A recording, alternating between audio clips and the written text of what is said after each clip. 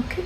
ನಿಮಗೆ colonoscopy test ಅನ್ನೋದು advice ಆಗಿದ್ರೆ ಅದರಲ್ಲಿ ಏನಾಗುತ್ತೆ, ಯಾವ ಥರ ಟೆಸ್ಟ್ ಮಾಡ್ತಾರೆ, ನಾವು ಯಾವ ಥರ ಕ್ಯಾಮ್ರಾ ಯೂಸ್ ಮಾಡ್ತೀವಿ, ಅದು ಎಷ್ಟು ಹೊತ್ತು ಪ್ರೊಸೀಜರ್ ಆಗುತ್ತೆ, ಅದರಲ್ಲಿ ಏನೇನೆಲ್ಲ ನಾವು ಎಕ್ವಿಪ್ಮೆಂಟ್ ಯೂಸ್ ಮಾಡ್ತೀವಿ, ಕೊಲೊನೋಸ್ಕೋಪಿ ಬಗ್ಗೆ ಇವತ್ತು ವಿವರವಾಗಿ ತಿಳ್ಕೊಳ್ಳೋಣ. ನಮಸ್ಕಾರ, ನಾನು doctor Sridevi KN, Chirag global ಹಾಸ್ಪಿಟಲಲ್ಲಿ ಕೊಲೊನೋಸ್ಕೋಪಿ ಅನ್ನೋ ಸಿಂಪಲ್ ಟೆಸ್ಟ್ ಹೇಗೆ ನಡೆಯುತ್ತೆ ಅನ್ನೋದು ಇವತ್ತು ನೋಡೋಣ. ಕೊಲೊನೋಸ್ಕೋಪಿ ಎಲ್ಲಿ ಮಾಡ್ತೀವಿ, ಅದು ರೂಮ್ ಹೇಗೆ ಸೆಟಪ್ ಆಗಿರುತ್ತೆ ಅನ್ನೋದನ್ನ ಇವಾಗ ನೋಡೋಣ. ಕೊಲೊನೋಸ್ಕೋಪಿ ಈ ಥರ ಒಂದು ರೂಮಲ್ಲಿ ನಾವು ಮಾಡ್ತೀವಿ. ಇದರಲ್ಲಿ ಏನೇನೆಲ್ಲ ಎಕ್ವಿಪ್ಮೆಂಟ್ ಇರುತ್ತೆ. ಇದು ನಮ್ಮದು ಮೇನ್ ಕೊಲೊನೋಸ್ಕೋಪಿದು ಸ್ಟ್ಯಾಂಡ್.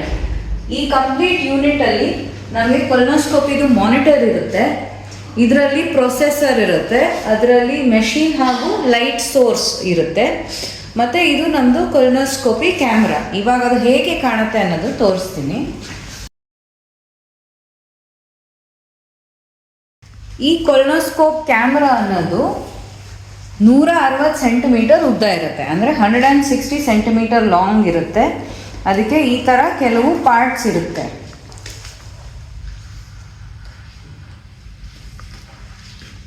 ಇದು ಸಣ್ಣ ಕ್ಯಾಮ್ರಾ, ಇದು ನೋಡ್ತಾ ಇದ್ದೀರಲ್ಲ, ಇದು 9 ಮಿಲಿಮೀಟರ್, ಅಂದರೆ 1 ಸೆಂಟಿಮೀಟರ್ಗಿಂತ ಕಡಿಮೆ ಡಯಾಮೀಟರ್ ಇರುತ್ತೆ. ಇದಕ್ಕೆ ನಾವು ಈ ಥರ ಇಲ್ಲಿ ಎಂಟ್ರೆನ್ಸಲ್ಲಿ ನಿಮಗೆ ಈ ಕೊಲೊನೋಸ್ಕೋಪಿನಲ್ಲಿ 3 ಭಾಗಗಳಿರುತ್ತೆ. ಒಂದರಲ್ಲಿ ಗ್ಯಾಸ್ ಬರುತ್ತೆ, ಒಂದರಲ್ಲಿ ಲೈಟ್ ಬರುತ್ತೆ, ಇನ್ನೊಂದು ಎಂಟಿ ಚಾನೆಲ್ ಇರುತ್ತೆ. ಒಳಗಡೆಯಿಂದ ನಾವೇನಾದ್ರು ಬಯಾಪ್ಸಿ ಜಾಗದಿಂದ ಏನಾರು ಹುಣ್ಣು ಅಥವಾ ಗೆಡ್ಡೆ ಏನಾರು ಕಂಡು ಅಲ್ಲಿಂದ ನಮಗೆ ಟೆಸ್ಟ್ ತೊಗೋಬೇಕು ಅಂತ ಅಂದರೆ ಅದರಲ್ಲಿ ಇಲ್ಲೊಂದು ಚಾನೆಲ್ ಇರುತ್ತೆ, ಅದರಲ್ಲಿ ಒಂದು ಸಣ್ಣ ವಯರ್ ಹಾಕಿ ನಾವು ಅದನ್ನು ಬಯಾಪ್ಸಿಗೆ ತಗೋತೀವಿ. ಈಗ ನಾವು ಕೊಲೊನೋಸ್ಕೋಪಿ ಮಾಡುವಾಗ ಪೇಷಂಟ್ಗೆ ಈ ಥರ ಮಲಗಿಸಿರ್ತೀವಿ. ಇದಕ್ಕಂತ ಏನು ಆನೆಸ್ಥೀಸಿಯಾ ಬೇಕಾಗಲ್ಲ, ಇದು ಲೋಕಲ್ ಆನೆಸ್ಥೀಸಿಯಾ ನಾವು ಜೆಲ್ಲಿ ಯೂಸ್ ಮಾಡ್ತೀವಿ. ಸೊ ಲೋಕಲ್ ಆನೆಸ್ಥೀಸಿಯಾ ಜೆಲ್ಲಿ ಯೂಸ್ ಮಾಡಿ ಈ ಕ್ಯಾಮ್ರಾನ ನಾವು ಗುದದ್ವಾರದಿಂದ ಎಂಟ್ರಿ ಮಾಡಿ ಟೆಸ್ಟ್ ಮಾಡ್ತೀವಿ. ಸೊ ನಾವು ಇಲ್ಲಿ ಕ್ಯಾಮ್ರಾ ಮಾಡುವಾಗ ನಮ್ಗೆ ಇಲ್ಲಿ ಮಾನಿಟರಲ್ಲಿ ಕಾಣಿಸುತ್ತೆ. ಸೊ ಇದು ಈ ಥರ ನಾವು ಆನ್ ಮಾಡ್ಕೊತೀವಿ.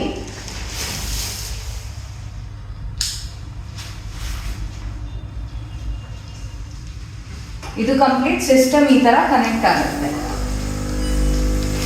ಸೊ ಇವಾಗ ನಾವು ಕೊಲೊನೋಸ್ಕೋಪಿ ಮಾಡಬೇಕು ಅಂದಾಗ ನಮಗೆ ಇಷ್ಟು ಮ್ಯಾಗ್ನಿಫೈಡ್ ವಿಷನ್ ಬರುತ್ತೆ. ಈಗ ನೀವು ನೋಡ್ತಾ ಇದ್ದೀರಾ, ಇಷ್ಟೊಂದು ಮ್ಯಾಗ್ನಿಫೈಡ್ ವಿಷನ್ ಬರುತ್ತೆ ಕೊಲೊನೋಸ್ಕೋಪಿಯಲ್ಲಿ.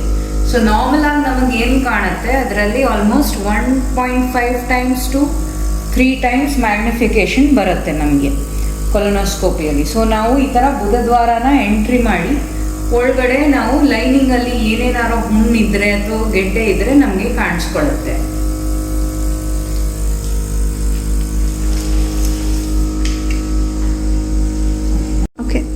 ಸೊ ಕೊಲೊನೋಸ್ಕೋಪ್ ಅಲ್ಲಿ ಬೇರೆ ತರ ಫಂಕ್ಷನ್ಸ್ ಇರುತ್ತೆ. ಇದರಲ್ಲಿ ವೀಲ್ಸ್ ಅನ್ನೋದು ಇರುತ್ತೆ. ಸೊ ಇದರಿಂದ ನಾವು ಮೇಲೆ ಮತ್ತೆ ಕೆಳಗೆ ಟರ್ನ್ ಮಾಡ್ಬೋದು, ಹಾಗೆ ಕೂಡ ಲೆಫ್ಟ್ ಮತ್ತೆ ರೈಟ್. ಸೊ ನಮಗೆ ಕ್ಯಾಮ್ರಾ ಒಳಗಡೆ ಹೋದ್ಮೇಲೆ ಅದು ಯಾವ ಡೈರೆಕ್ಷನಲ್ಲಿ ಹೋಗಬೇಕು ಅನ್ನೋದನ್ನ ನಾವು ಆಚೆ ಕಡೆಯಿಂದಾನೇ ಗೈಡ್ ಮಾಡ್ತೀವಿ. ಕೊಲೊನೋಸ್ಕೋಪಿ ಒಂದು ತುಂಬ ಸಿಂಪಲ್ ಆದ ಕ್ಯಾಮ್ರಾ ಟೆಸ್ಟು.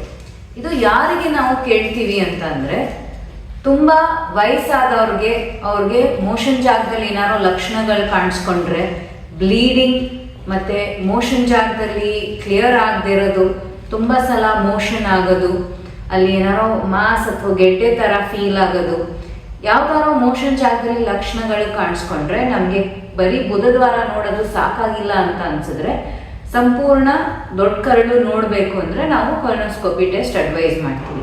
ಹಾಗೆ ಕೂಡ ತುಂಬ ಕಾಂಪ್ಲೆಕ್ಸ್ ಫಿಸ್ಚುಲಾ ಇರೋ ಪೇಷಂಟ್ಸ್ಗೆ ಬರೀ ಬುಧದ್ವಾರ ಜಾಗದಲ್ಲಿ ತೊಂದರೆ ಇರಲ್ಲ, ಸಣ್ಣ ಕರಳು ದೊಡ್ಡ ಕರಳೆಯಲ್ಲಿ ಜಂಕ್ಷನ್ ಇರುತ್ತಲ್ಲ, IC ಜಂಕ್ಷನ್, ಅಲ್ಲಿ ಯೂಶಲಿ ತೊಂದರೆ ಕಾಣಿಸ್ಕೊಳ್ಳುತ್ತೆ. ಸೊ ಆ ಥರ ಪೇಷಂಟ್ಸ್ಗೂ ನಾವು ಕೊಲೊನೋಸ್ಕೋಪಿ ಅಡ್ವೈಸ್ ಮಾಡ್ತೀವಿ. ಮತ್ತು ಸಾಮಾನ್ಯವಾಗಿ ಸ್ಕ್ರೀನಿಂಗ್ ಅಂದರೆ 50 ವರ್ಷ ದಾಟಿದವ್ರಿಗೆ ಎಲ್ಲರಿಗೂ ಕೂಡ ಒಂದ್ಸಲ ಕೊಲೊನೋಸ್ಕೋಪಿ ಮಾಡಿಸ್ಕೋಬೇಕು ಅಂತ ಅಡ್ವೈಸ್ ಮಾಡ್ತೀವಿ. ಯಾಕೆ ಅಂತ ಅಂದರೆ ವಯಸ್ಸೇ ಒಂದು ರಿಸ್ಕ್ ಫ್ಯಾಕ್ಟರ್ ಕ್ಯಾನ್ಸರ್ಗೆ ಇರುತ್ತೆ. ಅಂದರೆ ನಿಮಗೆ ವಯಸ್ಸು ಜಾಸ್ತಿ ಆಗ್ತಾ ಆಗ್ತಾ ನಿಮಗೆ ಕರಳಿನ ಕ್ಯಾನ್ಸರ್ ಆಗೋ ಸಾಧ್ಯತೆ ಜಾಸ್ತಿ ಆಗ್ತಾ ಹೋಗುತ್ತೆ. ಅದಕ್ಕೆ 50 ವರ್ಷದಿಂದ ನಿಮಗೆ ವಯಸ್ಸು ಹೆಚ್ಚಾಗಿದ್ರೆ ಒಂದು ಸಲ ಕೊಲೊನೋಸ್ಕೋಪಿ ಸ್ಕ್ರೀನಿಂಗ್ ಆಗಿ ಮಾಡಿಸ್ಕೋಬೇಕು ಅಂತ ಹೇಳ್ತೀವಿ. ಅದರಲ್ಲಿ ಏನಾದ್ರು ನಮಗೆ ಕೆಟ್ಟದ ಕಾಣ್ತಾ ಇರೋದು ಗೆಡ್ಡೆ ಅಥವಾ ಹುಣ್ಣಿದ್ರೆ ಅದರಿಂದ ನಾವು ಬಯಾಪ್ಸಿ ತಗೊಂಡು ಅದು ಕ್ಯಾನ್ಸರ್ ಹೌದಾ ಅಲ್ವಾ ಅನ್ನೋದನ್ನ ಟೆಸ್ಟ್ ಮಾಡ್ತೀವಿ. ಸೊ ಕೊಲೊನೋಸ್ಕೋಪಿ ಮಾಡೋಕ್ಕೆ ಸಾಮಾನ್ಯ ಒಂದು 10 ಇಲ್ಲ 15 ನಿಮಿಷ ಟೈಮ್ ತಗೊಳುತ್ತೆ. ಆವಾಗ ನಾವು ಪೇಷಂಟ್ನ ಇಲ್ಲಿ ಮಲಗಿಸಿ 10 to 15 ಮಿನಿಟ್ಸಲ್ಲಿ ಆ ಟೆಸ್ಟ್ ಕಂಪ್ಲೀಟ್ ಮಾಡಿ ಒಳಗಡೆ ಏನಾದ್ರು ಸಮಸ್ಯೆ ಇದ್ದರೆ ಅದ್ರ ಪ್ರಕಾರ ಬಯಾಪ್ಸಿ ತಗೊಂಡು ಬರ್ತೇವೆ. ಸಾಮಾನ್ಯವಾಗಿ ಇದಕ್ಕೆ ಅನೆಸ್ಥೀಸಿಯಾ ಬೇಕಾಗೋದಿಲ್ಲ. ಕೆಲವು ಪೇಷಂಟ್ಸ್ಗಳಿಗೆ ಅದು ಸ್ವಲ್ಪ ಉಬ್ರ ಆಗುತ್ತೆ. ನಾವು ಒಳಗಡೆ ನಾವು ಕರಳಲ್ಲಿ ಕ್ಯಾಮ್ರಾ ಹಾಕಿದಾಗ ಅದಕ್ಕೆ ಗ್ಯಾಸ್ ಹಾಕಿ ಒಳಗಡೆ ಚೆಕ್ ಮಾಡ್ತೀವಿ. ಆ ಉಬ್ರದಿಂದ ಯಾರಿಗಾರೋ ತುಂಬ ಡಿಸ್ಕಂಫರ್ಟ್ ಆಯಿತು ಇಲ್ಲ ಸ್ವಲ್ಪ ನೋವಾಯಿತು ಅಂತ ಅಂದರೆ ಆವಾಗ ನಾವು ಅನೆಸ್ಥೀಸಿಯಾ ಕೊಡ್ಬೋದು. ಯಾವ ಥರ ಅನೆಸ್ಥೀಸಿಯಾ ಕೊಡ್ಬೋದು ಅಂತ ಅಂದರೆ, ಒಂದು ಬೆನ್ನಿಗೆ ಇಂಜೆಕ್ಷನ್ ಕೊಟ್ಟು ಸ್ಪೈನಲ್ ಅನೆಸ್ಥೀಸಿಯಾ ಕೊಟ್ಟು ಮಾಡ್ಬೋದು, ಇಲ್ಲ ಸಂಪೂರ್ಣವಾಗಿ ಜ್ಞಾನ ತಪ್ಪಿಸಿ ಇಂಜೆಕ್ಷನ್ ಕೈಯಿಂದಾನೇ ಇಂಜೆಕ್ಷನ್ ಕೊಟ್ಟು ಇಲ್ಲ ಅನೆಸ್ಥೀಸಿಯಾ ಗ್ಯಾಸ್ ಕೊಟ್ಟು ನಿಮಗೆ ಏನು ಜ್ಞಾನ ಇಲ್ಲದೆ ಇದ್ದಂಗೆ ಮಾಡಿ ಕೊಲೊನೋಸ್ಕೋಪಿ ಮಾಡ್ಬೋದು. ಈ ಪ್ರೊಸೀಜರ್ ಆದ ನಂತರ ಒಂದು 10-15 ಮಿನಿಟ್ಸ್ ಆದಮೇಲೆ ನೀವು ಆರಾಮಾಗಿ ಓಡಾಡಿಕೊಂಡು ಮನೆಗೆ ಹೋಗ್ಬೋದು. ಊಟ ತಿಂಡಿ ಎಲ್ಲ ತಕ್ಷಣ ಮಾಡ್ಬೋದು. ಕೊಲೊನೋಸ್ಕೋಪಿಗೆ ಹೇಗೆ ಪ್ರಿಪ್ರೇಷನ್ ಮಾಡಬೇಕು? ಒಂದಿನ ಹಿಂದೆ ನಾವು ಕಂಪ್ಲೀಟಾಗಿ ಲಿಕ್ವಿಡ್ ಡಯಟಲ್ಲಿ ಇರಬೇಕು ಅಂತ ಹೇಳ್ತೀವಿ. ಲಿಕ್ವಿಡ್ ಡಯಟ್ ಅಲ್ಲದೆ ಆ ದೊಡ್ಡ ಕರಳ ಒಳಗಡೆ ಏನು ಮೋಷನ್ ಇಟ್ಕೊಡ್ದು. ಅದಕ್ಕೆ ನಾವು ಸೆಪ್ರೇಟ್ ಆಗಿ ನಿಮಗೆ ಔಷಧಿ ಕೊಟ್ಟಿರ್ತೀವಿ. ಆ ಔಷಧಿನ ನೀರಲ್ಲಿ ಮಿಕ್ಸ್ ಮಾಡಿ ನೀವು ಹಿಂದಿನ ದಿನ ತಗೋಬೇಕು. ಆವಾಗ ನಿಮಗೆ 5ರಿಂದ 6 ಸಲ ಮೋಷನ್ ಕ್ಲಿಯರ್ ಆಗುತ್ತೆ. ಆವಾಗ ನಮಗೆ ಒಳಗಡೆ ಕ್ಯಾಮ್ರಾ ಹಾಕಿದಾಗ ಲೈನಿಂಗ್ ಕರೆಕ್ಟಾಗಿ ಕಾಣುತ್ತೆ. ಇಲ್ಲ ಅಂತಂದರೆ ಈ ಥರ ತುಂಬ ಮೋಷನ್ ಕೂತಿದ್ರೆ ನಮಗೆ ಲೈನಿಂಗ್ ಕ್ಲೀನಾಗಿ ಕಾಣಲ್ಲ. ಆವಾಗ ಮತ್ತೆ ಟೆಸ್ಟ್ ಮಾಡಬೇಕಾಗಿ ಬರುತ್ತೆ. ಕೊಲೊನೋಸ್ಕೋಪಿ ಆದಮೇಲೆ ಏನೂ ಸೈಡ್ ಎಫೆಕ್ಟ್ಸ್ ಇರೋದಿಲ್ಲ. ಕೊಲೊನೋಸ್ಕೋಪಿ ಕಂಪ್ಲೀಟ್ ಆದಮೇಲೆ ನಿಮಗೆ ಪೂರ್ತಿ ದಿನ ಸ್ವಲ್ಪ ಕೆಳಗಡೆಯಿಂದ ಗ್ಯಾಸ್ ಹೋಗೋ ಸಾಧ್ಯತೆ ಇರುತ್ತೆ. ಅದು ಬಿಟ್ಟರೆ ಏನು ಜಾಸ್ತಿ ತೊಂದರೆಗಳು ಇರೋದಿಲ್ಲ. ಊಟ ಹಾಗೂ ತಿಂಡಿ ಏನೇ ಇದ್ರೂ ನೀವು ಇಮಿಡಿಯೇಟ್ಲಿ ಕೊಲೊನೋಸ್ಕೋಪಿ ಆದಮೇಲೆ ಸಹ ಮಾಡಬಹುದು. ಅಕಸ್ಮಾತ್ ನಾವೇನಾದ್ರು ಅನೆಸ್ಥೀಸಿಯಾ ಕೊಟ್ಟಿದ್ರೆ ಮಾತ್ರ ನಾವು 1 or 2 ಅವರ್ಸ್ ಏನೂ ತಗೋಬಾರ್ದು ಅಂತ ಹೇಳಿರ್ತೀವಿ. ಇಲ್ಲ ಅಂತ ಅಂದರೆ ಕೊಲೊನೋಸ್ಕೋಪಿ ಡೇ ಕೇರ್ ಥರನೇ ಮಾಡ್ತೀವಿ. OPDಯಲ್ಲಿ ಬಂದವ್ರಿಗೆ ಪ್ರಿಪ್ರೇಷನ್ ಕೊಟ್ಟು ತಕ್ಷಣ ಮಾಡಿ ಕಳಿಸ್ಬೋದು. ಆ ಥರ ಸಿಂಪಲ್ ಪ್ರೊಸೀಜರ್ ಇದು. ಸೊ ಕೊಲೊನೋಸ್ಕೋಪಿಯಲ್ಲಿ ನಮಗೆ ಏನೇನೆಲ್ಲ ಕಾಣಿಸುತ್ತೆ? ನಮಗೆ ರೆಕ್ಟಮ್ ಅಥವಾ ಗುದದ್ವಾರ, ಒಳಗಡೆ ದೊಡ್ಡ ಕರಳು ಮತ್ತು ಸಣ್ಣ ಕರಳಿನ ಲಾಸ್ಟ್ ಭಾಗ ಟರ್ಮಿನಲ್ ಐಲಿಯಮ್ ಅಂತ ಹೇಳ್ತೀವಿ. ಸೊ ಇದಿಷ್ಟು ಕೂಡ ನಾವು ಕೊಲೊನೋಸ್ಕೋಪಿ ಸ್ಕ್ಯಾನಲ್ಲಿ ನೋಡ್ತೀವಿ.